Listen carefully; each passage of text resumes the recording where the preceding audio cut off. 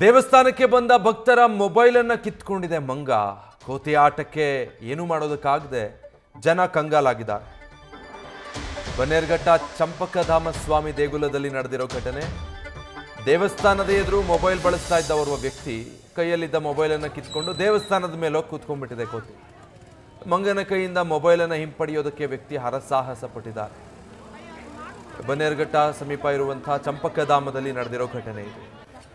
Mobile ನೋಡ್ತಾ ನಿಂತಿದ್ದಾರೆ. ಈಗಂತೂ ಜನರಿಗೆ ಮೊಬೈಲ್ ನೋಡ್ತಾ ನಿಂತರೆ ಅಕ್ಕಪಕ್ಕ ಏನಾಗ್ತಿದೆ ಅನ್ನೋದ್ರ ಅರಿವೇ ಇರಲ್ಲ. ಸೊ ಅಂಥ ಸಿಚುವೇಶನ್ ನಡುವೆ ಕೋತಿ ಒಂದು ಬಂದು ಕೈಯಲ್ಲಿದ್ದಂಥ ಮೊಬೈಲ್ನ ಕಿತ್ಕೊಂಡು ಹೊಡೋಗಿ ಈ ಥರ ದೇವಸ್ಥಾನದ ಮೇಲೆ ಕೂತ್ಕೊಂಡ್ಬಿಟ್ಟಿದೆ. ಮತ್ತೆ ಆ ಮೊಬೈಲ್ ಹೇಗಪ್ಪ ಈಸ್ಕೊಳ್ಳೋದು ಅಂತ ವ್ಯಕ್ತಿ ಕಂಗಾಲಾಗಿ ಹರಸಾಹಸ ಪಟ್ಟಿದ್ದಾರೆ. ಇಂಥ ಘಟನೆಗಳು ಆಗಾಗ ನಡೀತಾ ಇರುತ್ತೆ. ಮತ್ತೊಂದು ಮರುಕಳಿಸಿರೋದು.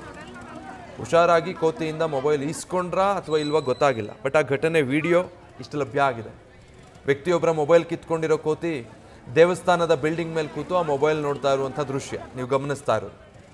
ಏನು ಮಾಡೋದಕ್ಕೆ ಸಾಧ್ಯ ಆಗಲ್ಲ. ಒಂದು ಮನವೊಲಿಸಬೇಕು, ಕೋತಿಗೆ ಏನಾದ್ರು ತಿಂಡಿ ಕೊಟ್ಟು ನಾಜೂಕಾಗಿ ಮೊಬೈಲ್ ಈಸ್ಕೋಬೇಕು. ಕೆಲವೊಂದ್ಸಲ ಅದು ಸಾಧ್ಯ ಆಗುತ್ತೆ, ಕೆಲವೊಂದ್ಸಲ ಸಾಧ್ಯ ಆಗಲ್ಲ. ಭಕ್ತರೊಬ್ಬರು ಈ ಥರ ಪೇಚಿಗೆ ಸಿಕ್ಕಾಕೊಂಡಿದ್ರು.